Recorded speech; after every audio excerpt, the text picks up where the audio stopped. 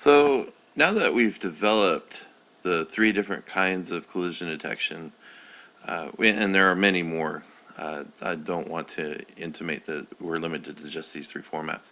I want to take some time to look at the three types of collision detection we implemented and kind of talk about when you would use them and what are the pros and cons, to kind of compare and contrast them so that you know when should I use this type of collision detection. So just to recap, the three types of collision detection we have is, first we have the point collision detection, where it takes a point and determines if that point is within a bounding box. So look at a corner here. I'm not inside the circle, but when I click near the circle, it will register a hit. Okay, and that's because it's part of the bounding box. Now, the second type of collision detection we had is a distance-based collision detection. And in this one, basically what we're doing is when two things are at a distance from center to center that is less than the total thickness of the two objects, then a collision is registered between these two objects. Okay. And the third one that we did was a hitbox collision detection, where we have boxes that define our objects, and when the objects come in contact, not only can we register the collision, but we can also get a intersecting box that defines the depth of the collision, both the width and height of that collision. Do note that because this is a hitbox collision, these are rectangular in format, if you're using irregularly shaped objects, for example, if you're loading an image and you want to do this hitbox detection around it, just be aware that your collision may be, it may not look right. For example, it might be working on a transparent area because the hitbox might be covering a transparent area of that object.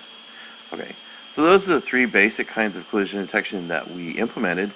Now let's talk a little bit about each one and its strengths and limitations.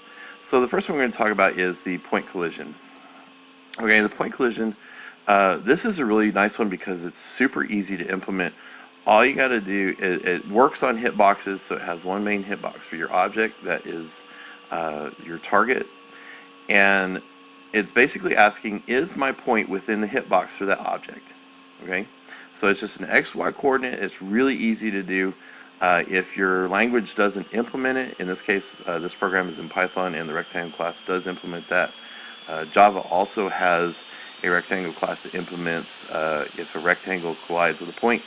So it's super easy. If you don't have that, all you have to do is calculate from the XY coordinate of the box and its width and height whether or not that point is inside.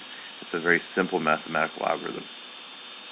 So it's really easy to implement. It's super fast, and it works. Now, so the strength is that it's very easy to implement, and this is very useful in games. For example, if you have bullets or some sort of small ballistic that is being shot at another object, and you want to determine if the bullet hits the object. The bullet is just basically a point. And we can check the object's bounding box to see if that point is in that bounding box. Another place where this is really useful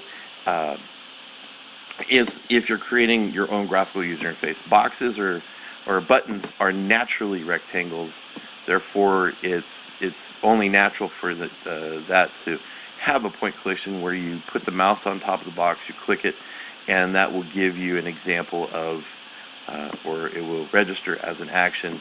Another good example of where the point collision comes in really handy.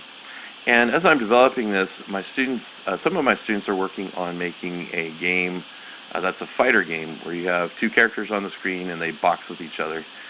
And while doing some research for this, I came up with some ideas about how this might work. And I know a lot of those fighter games use hitbox collision detection, but it occurred to me that if you use a point collision detection, you can get a much more accurate fight system. So for example, where your fist, when you're throwing a punch, if you designate where that point is relative to the center of your character, you can use that point collision to say, boom, I hit you. Okay, and it'll be much more accurate. And I do intend on, I'm going to do a code jam on this, on my YouTube channel, where I'm going to develop a fighter game and demonstrate to you how that would work. So those are the ways that this works really well. Some of the detriments to this, though, the biggest one is that because you're using a hitbox, you could click or have something hit outside of the actual shape of the object, because your hitbox may be larger than the object, especially if you're drawing a box. Imagine a box drawn around this circle. Well, that box is going to have on the top left, top right, bottom left, bottom right, there's like a little triangle of area there where you could click. There's still square, but it's not inside the circle. So that gives an erroneous hit. Okay, so that's one thing. The other thing about this is, let's say the object that I'm using to collide with my target is larger than a point. Well, it's going to look kind of weird. So for example, if I use my distance collision program real quick. So here you're seeing that the overlap, okay, it's colliding. But if you think where the center of the circle is, that collision won't happen until that center of the circle is inside the other circle. So you don't get as precise a collision with the point collision. So you really only want to use point collision if you actually have a point that you're comparing and the source is not larger than a point that you're trying to do the collision with. And the point collision doesn't give you any extra information. All it does is say, is this point inside the bounding box of my target or not? Okay, so we looked at the point collision. Now let's look at distance-based collision. The nice thing about the distance-based collision is it is mathematical, so it's very easy to understand. It's not hard to derive the formula for this and to implement it. It's very simple, it's very quick, and the really cool thing about this is for irregular shapes, this is probably one of the better forms to use because it's going to give you a slightly more accurate collision. You still get points where you'll have transparency overlapping as a collision. In some games you might say, hey, there's a glitch there, I shot a bullet and it clearly didn't hit, but it's still registered to hit, and that's going to be a problem you're going to have with all of these collision detection methods. And there's ways that we can mitigate that, but especially if your shape is very close to a circle shape, the distance-based collision will be a really good option for you. Now, one of the things you notice with the distance-based collision is that it also does not give you much information about the collision other than yes, I am colliding or no, I'm not colliding. Now, it does tell you how much you're colliding distance-wise. So, for example, I'm colliding about 10 pixels here, about 20 pixels here, about 30 pixels here, so on. So you can use that information. Actually, you could probably use that information pretty well. I haven't thought about this before, but you can figure out what the angle is between the two objects colliding using some trigonometric functions, and you can just push the object out in the direction it's coming in. However, if your objects are rectangles, it won't be very useful. But this could be very useful, especially if you have like bubbles colliding with each other, or maybe units in a real-time strategy game. So that could be a good way to do the collision for that. The biggest downside to doing this type of collision detection, though, is that it does use the square root function. And if you have a couple of hundred objects colliding with each other, this can really slow down your program a lot. And it can actually grind it to a halt and make it very choppy and not pleasant to play. So I would only use this type of collision detection if you only have a handful of objects on the screen, maybe like less than 10 that you're comparing collisions with. Otherwise, this is another good collision detection method, and it's one that I would keep in your arsenal of collision detection that you might use. Now, the last one we're going to look at is the hitbox, and in the hitbox collision detection, it's very straightforward. It's just two boxes colliding, and necessarily it is about the rectangles. And if you have an irregularly shaped object, you do kind of have to deal with the fact that you're limited by that hitbox. So if you have a transparent area on a lot of that hitbox, of course you're going to have what would be considered a false collision. But one of the ways that you can mitigate that is to shrink the hitbox so it's actually smaller than your object. But then you get a reverse problem where it looks like you have a collision, but it's not actually triggering the collision. So it's a kind of a problem trade-off there.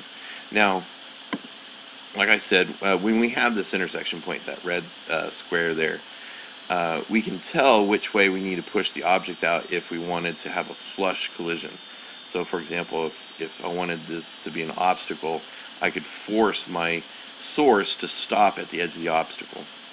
And this is very useful in things like role-playing games where you have environments and you want to stop the player at a square boundary. Like, hey, you're right at a wall, you're right at a house, you're at a rock, whatever, and you can stop the character there. Or even, again, in a real-time strategy game, you can have the character stop at when they collide with each other, and this could be a good way to do that.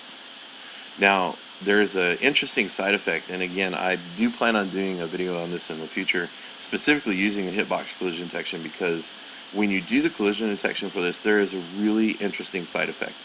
The order in which you do the collision detection when you're trying to stop an object from moving because there's an obstacle, if you check the source first and use the target as the blocking agent, then it will stop the source from moving. So like, pretend the green box is a rock, so if I would come up to it, it would push me away and stop me from colliding with it, so it would look like I'm flush with it.